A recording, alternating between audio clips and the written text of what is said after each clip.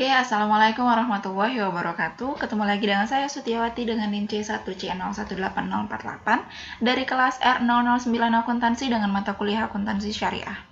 Untuk kali ini pembahasan kita yaitu mengenai akad salam, yang terdiri dari 4 subpokok pembahasan. Yang pertama yaitu pengertian akad salam, yang kedua yaitu jenis akad salam, yang ketiga itu dasar syariah, dan yang keempat yaitu perlakuan akuntansi PSAK 103 revisi 2016 mengenai akad salam. Yang pertama kita masuk ke pengertian akad salam.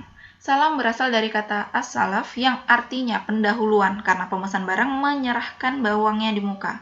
Para ahli fikih namanya al-mahawij atau barang-barang mendesak. Karena transaksi ini sejenis jual beli yang dilakukan dalam waktu mendesak.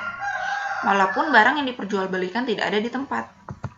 Selanjutnya, salam dapat didefinisikan sebagai transaksi atau akad jual beli di mana barang yang diperjualbelikan belum ada ketika transaksi dilakukan, dan pembeli melakukan pembayaran di muka, sedangkan penyerahan barang baru dilakukan di kemudian hari.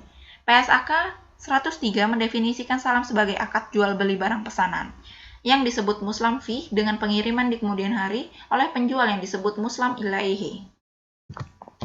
Selanjutnya yaitu jenis akad salam. Terdiri dari dua, yaitu yang pertama salam dan yang kedua yaitu salam paralel. Di mana salam yaitu transaksi jual beli di mana barang yang diperjualbelikan belum ada ketika transaksi dilakukan.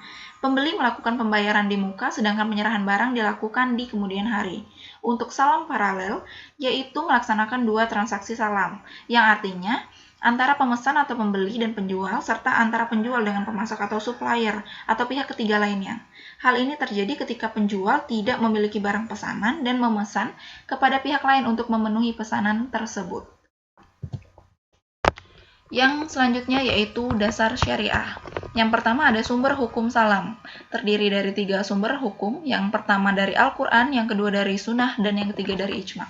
Salah satu ayat dalam Al-Quran yang menyebutkan tentang salam yaitu pada surah Al-Baqarah ayat 282 yang artinya berbunyi, "Hai orang-orang yang beriman, apabila kamu bermuamalah tidak secara tunai untuk waktu yang ditentukan, hendaklah kamu menuliskannya."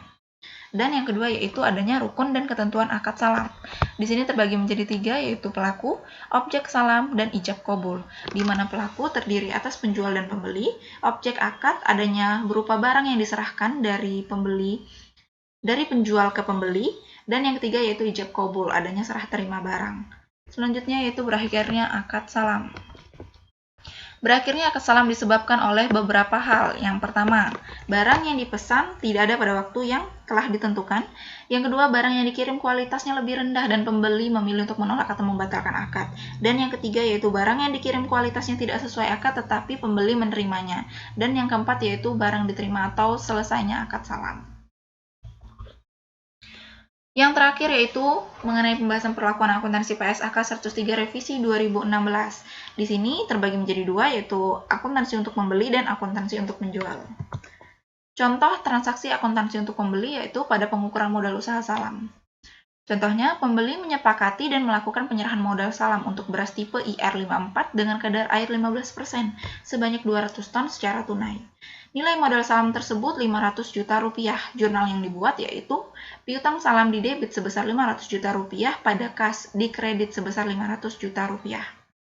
Pada saat penerimaan barang pesanan, jurnal yang dibuat yaitu aset salam di debit sebesar 500 juta rupiah pada piutang salam di kredit sebesar 500 juta rupiah. Dan untuk contoh transaksi akuntansi untuk penjual pada pengukuran kewajiban salam yaitu kas di debit sebesar 500 juta rupiah pada utang salam di kredit sebesar 500 juta rupiah. Sedangkan jika penerimaan modal tersebut berupa aset non-kas, jurnalnya yaitu aset non-kas atau nilai wajar sebesar 500 juta rupiah pada utang salam sebesar 500 juta rupiah. Baiklah, itulah presentasi dari saya mengenai akad salam. Semoga bermanfaat. Lebih kurangnya saya mohon maaf. Dan saya akhiri. Wassalamualaikum warahmatullahi wabarakatuh.